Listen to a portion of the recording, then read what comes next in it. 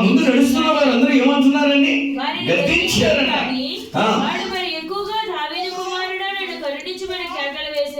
చూడండి, వాళ్ళందరూ ఏమన్నారండి?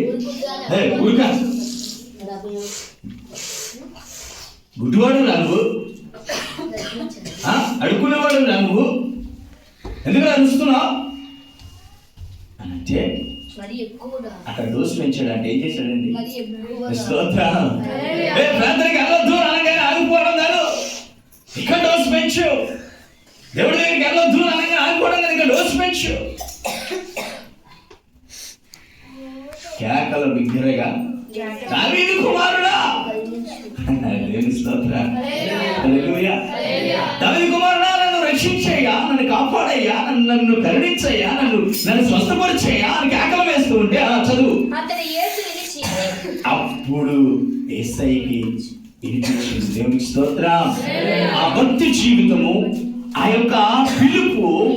యొక్క పిలుపులో ఏం కనిపించింది ఆయనకి? ఉదయం చెప్పుకున్న విధంగా ఆయన మనసు కలిగేది అనిపించింది, ఆయన వినాలి అని అనిపించింది. ఇంతమంది జనాలు ఉన్నారు, ఇంత శబ్దం వినబడుతుంది, ఇంత శబ్దంలో ఉన్నారు, మరి జనాంగం చుట్టూ ఉన్నారు, ఉన్నప్పటికీ కూడా ఈయన స్వరం వినిపించింది అంటే దేవుడికి బిడ్డలు అనుకోవచ్చు. నువ్వు 10 మందిలో ప్రార్థన చేసుకున్నప్పుడు నీ ప్రార్థన దేవుడు వింటాడా అని అనుకుంటావేమో. నీవు గనక దీనుడుగా నువ్వు తగ్గించుకొని ప్రార్థన కనుక చేసినట్లయితే నీ మొర ఖచ్చితంగా దేవుడికి వినపడుతుంది.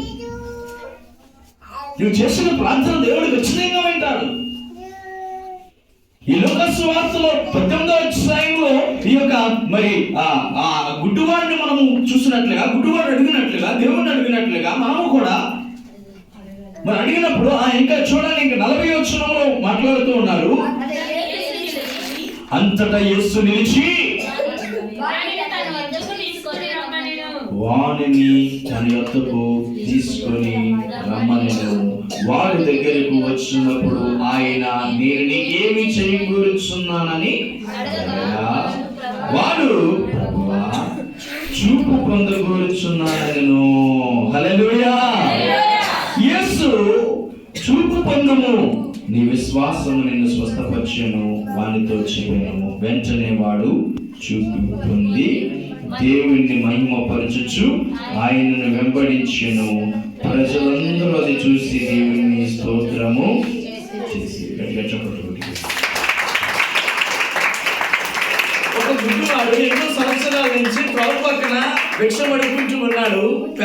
ఆయన అడుక్కునేటువంటి పరిస్థితిలో ఉన్నాడు. అటువంటి వాడు ఏమి పట్టించుకోలేదు, లోకాన్ని పట్టించుకోలేదు, ప్రజలను పట్టించుకోలేదు, ఎవరిని పట్టించుకోలేదు. అయ్యా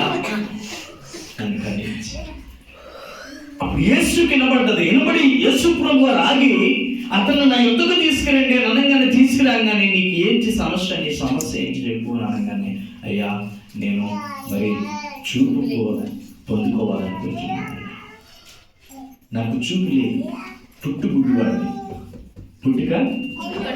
పుట్టుకతో గుడ్డివాడిని అయ్యా, ఆ పుట్టుకతో గుడ్డివాడిని అయినా నన్ను చూపు కావాలని కోరుకుంటున్నానయ్యా అని అనగానే, నీ విశ్వాసం ఏమన్నాడే దేవుడు చూస్తే, నీ విశ్వాసం ఎంత గొప్పదో, నీ విశ్వాసమును బట్టి నిన్ను స్వస్థపరుస్తున్నా.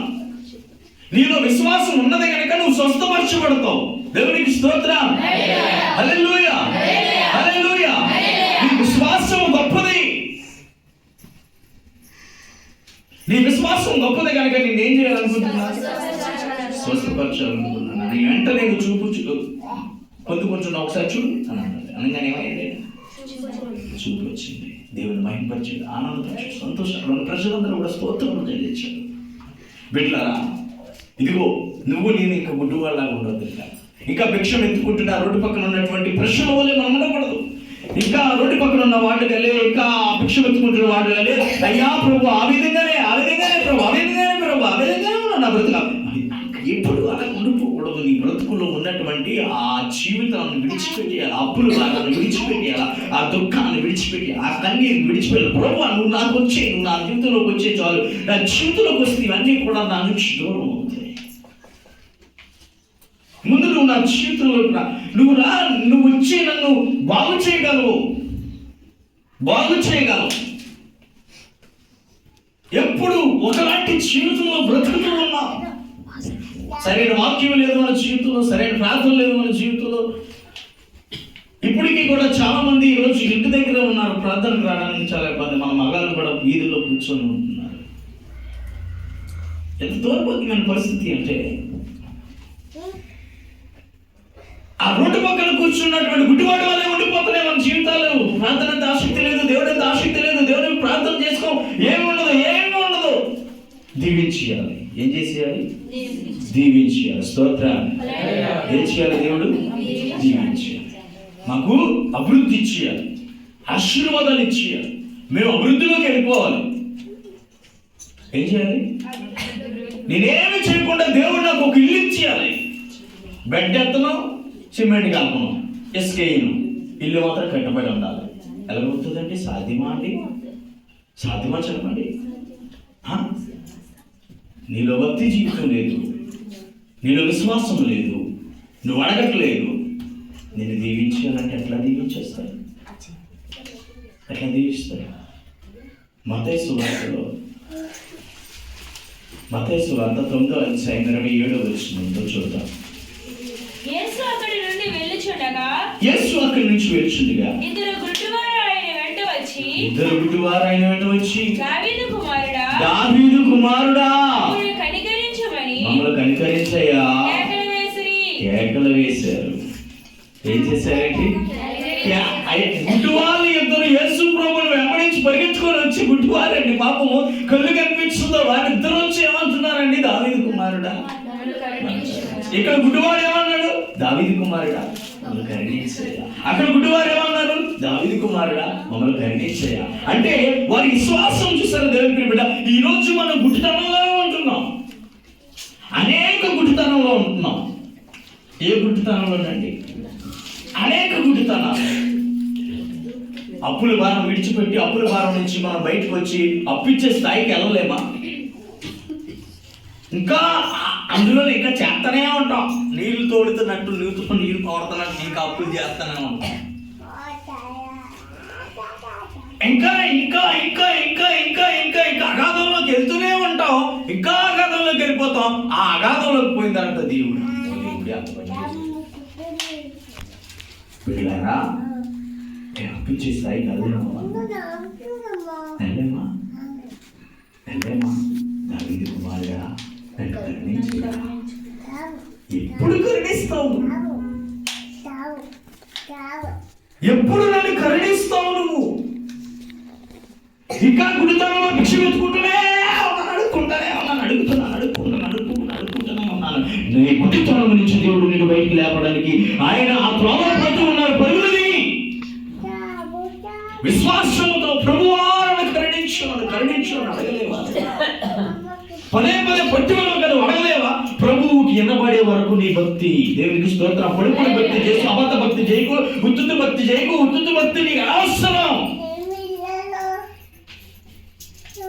నీ భక్తి ఎట్లా ఉండాలంటే దేవుడు కదిలింపబడేటట్టు, దేవుడికి వినబడేటట్టు నీ భక్తి చెయ్యి. దావీదు కుమారుడా నన్ను కరుణించాయా, నన్ను కరుణించు అని పరుగులు తీయలేవా? దేవుడు బిడ్డ, అటు జీవితాన్ని నువ్వు అలమర్చుకోలేవా? వెళ్తున్నాను, వస్తున్నాను, ప్రార్థనకి వెళ్తున్నాను, వస్తున్నాను, ప్రార్థన చేస్తున్నాను. కొంతమందికి అయితే ప్రార్థనే ఉండదు, ప్రార్థన జీవితమే ఉండదు, ఏమి ఉండదు. ఆదివారం కనబడేసి prayer sir, okay I will prayer, అయిపోయిందంటే. ఆ తర్వాత బైబిల్ ఎక్కడ ఉంటుందో, ఆ ఎక్కడ ఉంటారో, ఆ జీవితం ఎక్కడ ఉంటుందో తెలియదు. మళ్ళీ ఆదివారం వచ్చేసరికి ఆ బైబిల్ లేదు.